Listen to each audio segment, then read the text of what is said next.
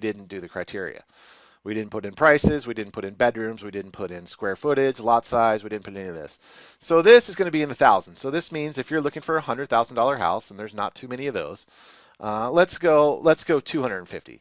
A $250,000 house is going to be 250 times 1,000. So that's your $250,000 house.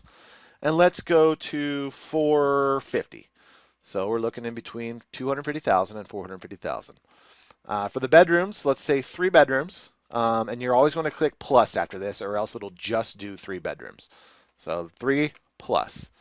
Bathrooms, let's say 2 plus. You always want to go 2 again, or plus, because if not, it's just not good. Square footage, let's go 1,500. Let's go higher than that. That'll be too many. 25. Let's go a little lower than that. 2,200 plus. Square foot lot size, let's not worry about that. And now let's go back to results and just see how many we have in there. Probably not many. Oh, we got some. And so these are the different ways you can view it. I like to view it just so I get a quick overview. There's condensed, there's thumbnail. I like multi-line with comments. That's the way I like to look at it. That way I can see a bunch of houses at one time on one page. You can up it so you can go up to 50 a page. There's only 13 here. That's 1 out of 13. There's only 13 that made it in this search that are active right now in between all of our search criteria. But this is the way I like to do it. So this is the way you should do it too. And so yeah, we're just kind of looking at homes on here, checking them out in the areas. What is that? That's a nice looking home. So if you want to click on the home and see more about the home, you hit the MLS number, and that's the 6-digit number I was talking about earlier. This, of course, is going to be the address. This is going to be the community, which is Lake City. And it's going to give you some information about the property down here. This one's 5 bedrooms, 3 and 1/4 baths. It's a pretty big home for that price for sure. 3,400 square feet on an 8,000 square foot lot, which is pretty nice. COMM, that's commission. That is the commission percentage. So for every $100, the buyer's agent gets 3 and the seller's agent gets 3. So that's a pretty decent $12,000 plus commission for this property. Then it has the office name, the status date, the date it went active, which was just a few days ago, 8 days ago. The agent's name, the contact information, phone to show. This is usually the owner's number. If it doesn't say the owner, then it probably is either the owner number or the renter. That number is going to be important later on, so just keep hold of that in your head. What else do we got? And then it has some basic information. The remarks from the realtor: interspacious 5-bedroom from entertainment-sized deck, from a living room, dining rooms, yada yada yada.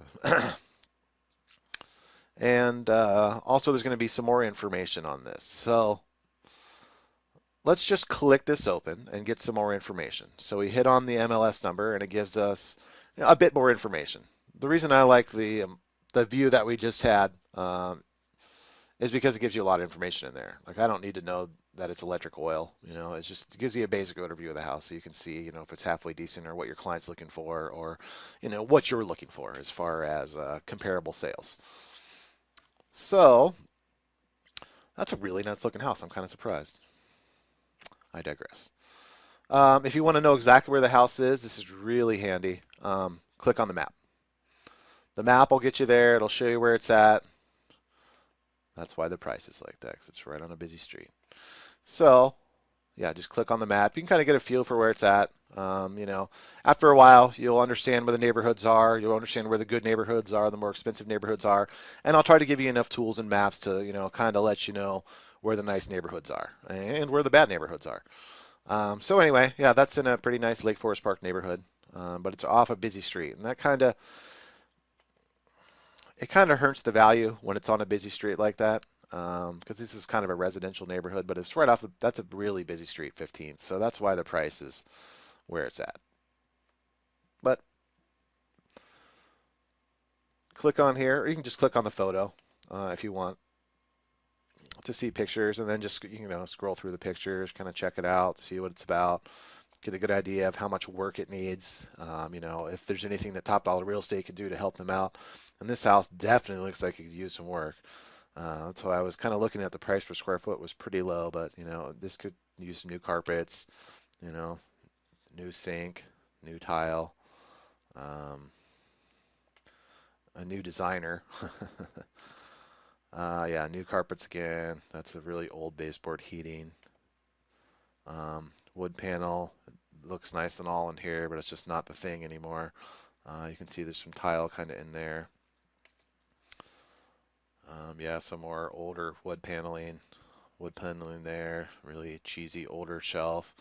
Functional, I'm sure, but not that nice. Um, I don't know what this room is, but anyway, just kind of go through there and look at the pictures and see what it's about. This one is going to be the property history. So this is a good one. It usually starts at the top and goes to the bottom. So this house went active on 6/12, so about 9 days ago, and for the price of 425,000. And after looking at the house, it's a little bit of a stretch, but I think it might roll in this market. And then going down, it'll say the last time the house sold. Um, Actually, no, they tried to sell it in 2004, but it didn't sell. So anyway, active to pending inspection. Active, that's the house. That's the price they put it for in 2004. So if you notice the price in 2004 and the price now, um, hasn't been a lot of movement. We had an issue in 2008 where prices went skyrocketing, and that price would have probably been closer to 600,000, and then it dropped down to the price of 425, which is the same price it was 10 years ago. Kind of crazy, it's the same price. Anyway, yeah, so when active pending, pending active, active expired. So it looks like they tried to sell it in 2004 and they could not. Um, so this supplement here will give you kind of a clue sometimes, depending, but it's just kind of give you a clue of what's going on with the property. Sometimes they'll have short sale information in here. It looks like this one, 22J, lead-based paint. That means the property was built before 1978, so they have to disclose that there may be potentially lead-based paint in there. 35P, it means pre-inspection. It means someone came out, inspected the property, and it'll actually say what they found in that. I'm not going to click it, but if you click it, it's just a PDF, and it'll say exactly what it is. Legal description. Every property in the United States will have a legal description, and that's basically just an identifier that's more specific than an actual address. So it'll say range 24564-279, lot 69, yada, yada, yada.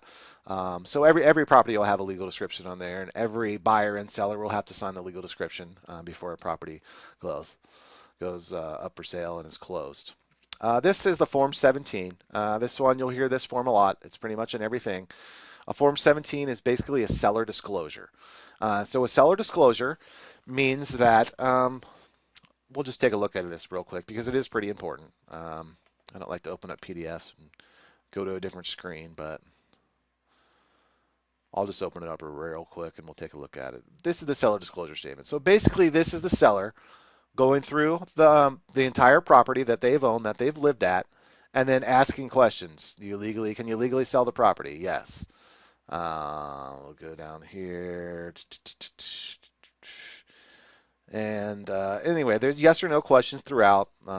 This is all on the seller. We ask them to be as honest as possible for selling a house. If they don't know, they don't know. That's pretty much just don't know. I don't like to answer a bunch of questions on this. I just like them to fill it out just so I have a good idea. Has the roof ever leaked? You want to know that. The new buyer does too. So you can get in big trouble if you don't fill this out properly, if you lie about something in here. So it's best just to be honest in this. And most sellers are. Has a roof ever leaked? Yes. New roof, 2013. Great. So we look through this for our buyers and for sellers just to kind of make sure that they're living and doing right, more or less. Looks like this one had some serious properties, some serious problems. Anyway, yeah, that's the seller disclosure. We'll go over that more in detail later. 22K, that's just inspection.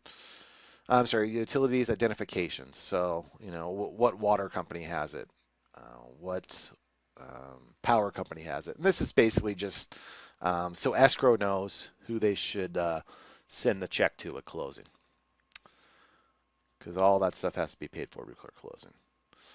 And let's see how much time we got here. Whoa, I'm way over. Okay, well, that was your not so fast 20 minutes detail on the Northwest MLS and how everything works.